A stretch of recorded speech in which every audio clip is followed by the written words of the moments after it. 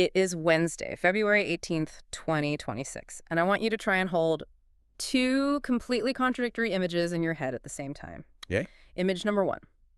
We are in a quiet, very expensive suburb of Geneva. You have diplomats in tailored suits. They're shaking hands, passing polite notes about guiding principles for peace. It's civilized, It's the calm. way the world is supposed to work. And then you have image number two. 3,000 miles away, the Strait of Hormuz is, well, it's currently the most dangerous parking lot on Earth. Right. You got the Iranian military conducting live fire exercises. You have Right. Russian and Chinese warships running drills. And just over the horizon, a massive American carrier strike group with its finger, hovering over the trigger. It's the ultimate cognitive dissonance. On one hand, the first real diplomatic breakthrough in months. On the other, we are arguably closer to a massive regional war than we've been since last June. It's the Geneva paradox. That's what a lot of analysts are calling it. So today, we are doing a deep dive into what exactly happened yesterday, February 17th. But we aren't just going to read the headlines, because the headlines are confusing as hell right now. Yeah, they are. Instead, we are walking you through a strategic intelligence assessment by Fareed Novin titled The Global Review. And I really like this report because Novin doesn't just give us a list of events. He applies a framework called Bayesian game theory to explain the madness. Using math to make sense of it all. Basically, yeah. Using math and probability to figure out why nations negotiate peace while simultaneously holding a loaded gun to each other's heads. I love that. Using logic to explain something that feels completely irrational. So, our mission today is to answer one question. Are we looking at a peace deal, or is this just the deceptive calm before a storm? Let's start with the peace part of that equation. What actually went down in Geneva yesterday? So these were indirect talks. And when I say indirect, I mean the level of mistrust is so high they couldn't even be in the same room. Yeah. They were at the Omani consulate in Chambéry. You had the U.S. delegation, led by Special Envoy Steve Witkoff and Jared Kushner, in one wing. Okay. And then you had the Iranian delegation, led by Foreign Minister Abbas Araghchi, in another. So it's literally high-stakes passing notes in class. Pretty much. Well, Omani officials were physically walking messages back and forth down a hallway for 3.5 hours. wow. But here's the thing. Despite that awkward setup, the outcome was surprisingly substantial. Iran came out claiming they reached a general agreement on guiding principles. And the U.S. side. Even they admitted there was progress, though they were careful to say, a lot of details remain unresolved. Okay, but details does a lot of heavy lifting in that sentence. Yeah. Because reading through the source material, it feels like the two sides are having completely different conversations. They are. Iran is talking about a nuclear-only deal, right? They cap enrichment, we lift sanctions. Simple. Exactly. That's their baseline. But the U.S., or at least factions within the U.S., want something else entirely. And this is where we have to talk about the three pillars. Right. This is the hardline demand. Yes. The U.S. national security apparatus, specifically the camp aligned with Secretary of State Marco Rubio, is demanding a comprehensive deal. So what does that include? It's Pillar 1, nuclear restrictions. Pillar 2, limits on their ballistic missiles.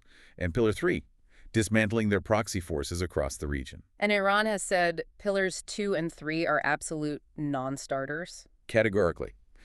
Araghchi's statement after the talks was very blunt. What is not on the table is submission before threats. So they see their missiles and proxies As their life insurance policy. They're not bargaining chips to them. This brings up a really confusing dynamic in the report. You have Witkoff and Kushner in Geneva seemingly open to this narrower, nuclear-focused framework. But at the same time, you have Secretary Rubio giving a speech in Budapest demanding the full 3 pillars.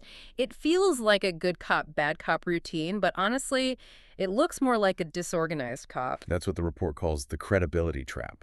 And it's a major risk factor.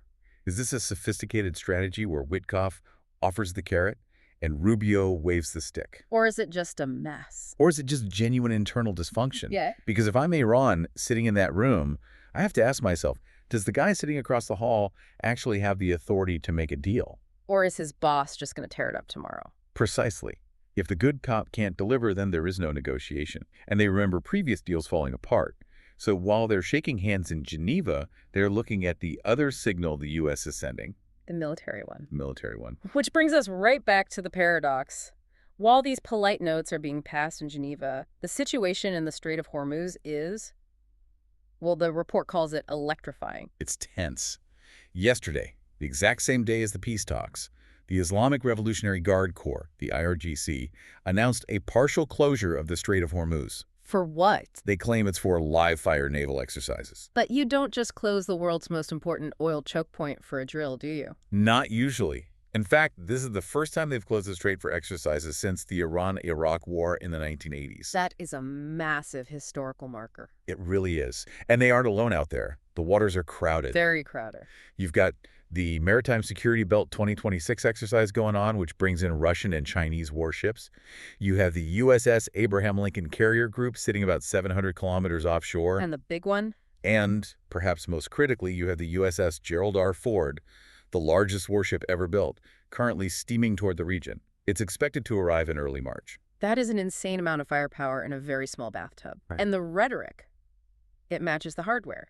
The report quotes Supreme Leader Khamenei speaking yesterday. What did he say? He said, "A warship is dangerous, but even more dangerous is the weapon capable of sinking it." Subtle as a break through a window. But this is where I want to pause and dig into the game theory part of this, because to a normal person, this looks crazy. It does. Why would you negotiate for peace in the morning and threaten to sink an aircraft carrier in the afternoon? It feels schizophrenic. It does, until you apply the concept of costly signaling. This is a core part of that Bayesian game theory we mentioned. Okay, break that down for us. What is a costly signal? Okay, imagine you're a used car salesman. You can tell me the car is great, but talk is cheap. I might not believe you. Right.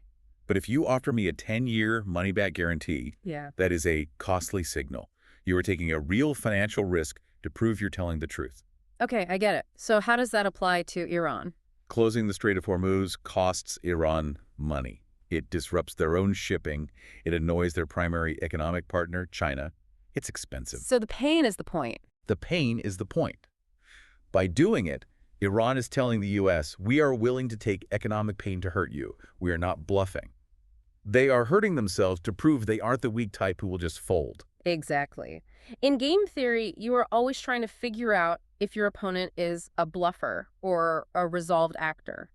By taking a hit to their own wallet, Iran is mathematically proving they are resolved. And they're trying to shift the U.S.'s reservation price. The reservation price being the point where the U.S. says, okay, this is too dangerous, let's just take the deal. Right. It's like buying a house. You have a max price where you walk away.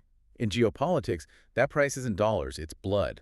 The U.S. moves a carrier to lower Iran's reservation price to make them scared. And Iran closes the strait to raise the U.S.'s reservation price, to make the U.S. realize a war would be an economic catastrophe. It's a high-stakes game of chicken. The problem is, it feels like a high-stakes game of chicken where both drivers are blindfolded.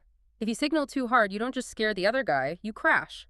And that is exactly why the scenarios section of this report is so terrifying. Novin breaks it down not as predictions, but as probabilities. Yeah, let's go through them. Scenario A is the deal. The report gives this a 30 to 35% chance. This would be that narrow interim agreement we talked about. Nuclear caps for sanctions relief. Both sides declare a temporary victory and go home. For a while, yeah. Only about 1 in 3 odds for peace. No. That's not great. It's not. And you should note that the comprehensive deal, the one Rubio wants with all 3 pillars, that has less than a 5% probability. It's effectively a fantasy. Okay, so what's scenario B? The status quo, or, as the report puts it, process without agreement. This gets 35 to 40%. So the most likely single outcome. Right. Basically, the talks drag on, the ships stay in the water, tensions simmer, but nobody pulls the trigger. It's the muddle-through option. Which feels like where we usually end up in the Middle East. But then we have scenario C, U.S. military strike. 25 to 30%. Now, that is an incredibly high number for a direct war scenario involving a superpower. Why is it so high? Because of the timeline. President Trump has a self-imposed deadline here. If the talks fail, and if the hardliners convince him that Iran is just stalling to build a bomb... He might authorize a limited strike. A limited strike on nuclear missile sites, yeah? But didn't we try that? I mean, we have to talk about the context here. We can't ignore the June 2025 war. Right. And this is crucial context. For anyone listening, remember, less than a year ago, last June, Israel and the U.S. conducted a massive air campaign against these exact facilities. And the assumption was that it would set Iran back for years. But it didn't. And that's what makes this moment so dangerous. The report details how Iran didn't just rebuild. They dug in deeper. They've buried the entrances to the Isfahan nuclear facility in fortified tunnels. They've dispersed their missile stockpiles. So the U.S. and Israel are looking at this and thinking, bombing them last time didn't work, next time we have to hit harder. Exactly, which escalates everything. And that leads us to the scenario that keeps analysts awake at night. Scenario D, miscalculation. This is the accident scenario. The report puts this at 25 to 35%. And honestly, this is the scariest one because it's involuntary. That's not a choice. No. You have the Strait of Hormuz packed with nervous sailors, drone swarms, fast boats, confused signals. And no red phone, right? There's no direct line between the U.S. Navy and the IRGC. Zero. Absolutely none. So imagine a 19-year-old sailor on a U.S. destroyer sees a drone swarm coming too close. He panics. He fires. And Iran thinks it's the start of an invasion. They fire back. And suddenly you're in a war that neither President Trump nor Supreme Leader Khamenei actually ordered. It reminds me of the USS Vincennes incident back in '88. It's the perfect parallel. The U.S. cruiser shot down a civilian Iranian airliner because, in the heat of a tense standoff, the radar operator mistook it for an attacking fighter jet. 290 people died. And today, the weaponry is so much faster. And more autonomous. The window to correct a mistake like that is measured in seconds. Speaking of weaponry, there is one specific threat in this report that I found just chilling. It's labeled the sink the carrier scenario. Yeah, this is the nightmare fuel. We quoted Khamenei earlier threatening to sink a ship. But practically speaking, can they? I always sort of assumed U.S. carriers were invincible floating fortresses? They are formidable, but they are not invincible. The report highlights Iran's Khalij-Fars and Qatar anti-ship ballistic missiles. And what's special about them? These aren't just dumb rockets that fly in a straight line. They maneuver in their terminal phase, meaning right before they hit, they juke. They dive. They dodge. That makes them very, very hard for U.S. missile defenses to intercept. But surely, firing at a U.S. carrier is suicide. The U.S. response would be apocalyptic. Under normal circumstances, yes. The report puts the probability of a deliberate first strike on a carrier at only 3 to 5%. The Iranian regime knows that would be the end of them. But I hear a but coming. But if the U.S. strikes first, if we go with scenario C, the probability of Iran targeting a carrier in retaliation jumps to 25 to 35%. Wait, pause there. 35%. That is a terrifyingly high number for something that sounds like the start of World War III. Why does the risk flip so drastically? Because at that point, the logic of deterrence completely changes. If the U.S. has already started bombing Iranian soil, the regime isn't trying to prevent a war anymore. They're trying to survive it. They're trying to survive it politically. They need a totem. A totem. A symbol. A victory. They need to show their own people and the region that they can bleed the superpower. Sinking, or even just damaging, a ship like the Abraham Lincoln would be a history-changing event. It would shatter the myth of American naval invulnerability. Completely. So if the U.S. launches a limited strike, Iran might respond with a total strike on a carrier, and then the U.S. has to respond to that, and suddenly we're in a place nobody knows how to get out of. That is the escalation ladder, and it's very, very slippery. We also have to look at the bystanders here. Because if the strait closes or if a war starts, this isn't just about the U.S. and Iran. No. The global stakes are staggering. Look at China. They have $600 billion in trade passing through that strait. They're in a terrible bind. They want stability for their economy. But politically, they're signaling support for Iran to weaken U.S. influence. They're trying to ride two horses at once. And then you have Japan. For Japan, this is an existential crisis. They import 87% of their oil from the Middle East. If the strait closes for even a few weeks, the Japanese economy doesn't just stumble. It goes into cardiac arrest. Exactly. And Russia. Russia is the spoiler. Absolutely. They are aligned with Iran. Remember the drone supplies for the Ukraine front. They would likely veto any UN resolution trying to stop the fighting.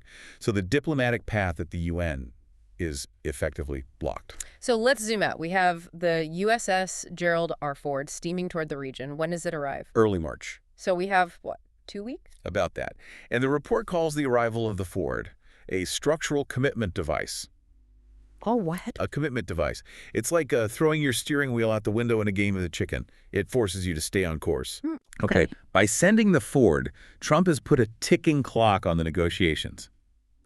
If there isn't a deal by the time that carrier arrives, the pressure to use that assembled firepower, or the fear in Iran that it will be used, it just peaks. It's a deadline with gunpowder attached to it. And the report's final summary is heavy. It says, we're in a zone where the cumulative risk of a military incident in the next 6 months is roughly 50-50. A coin flip. A coin flip. Heads, we get a shaky peace. Tails, we get a war that drags in the U.S., Iran, Israel, and crashes the global economy. That's the reality of the Geneva paradox. So for everyone listening who's just seeing headlines about positive talks and thinking everything is fine, what is the one thing they need to take away from this? I think the key concept is what the report calls Bayesian failure. Give it to me in plain English. We tend to think wars start because evil people want to do evil things. Mm. But often, wars start because two rational actors, both trying to protect their own interests, simply misinterpret the signal of the other side. They misread the signs. Completely.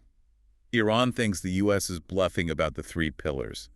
The U.S. thinks Iran is bluffing about their missiles and willingness to fight. And by the time they realize it wasn't a bluff. The missiles are already in the air. That is the danger of the next 2 weeks. It's not malice, it's misinterpretation. That is a sobering thought to end on. We are watching a high-stakes poker game where the players might just accidentally burn down the casino. Let's hope they read their cards right. Indeed. We will be tracking this closely as the Ford gets closer. Thank you for helping us navigate the madness. And to you, listening, keep watching the signals, not just the handshakes. Thanks for listening to The Deep Dive. We'll catch you next time.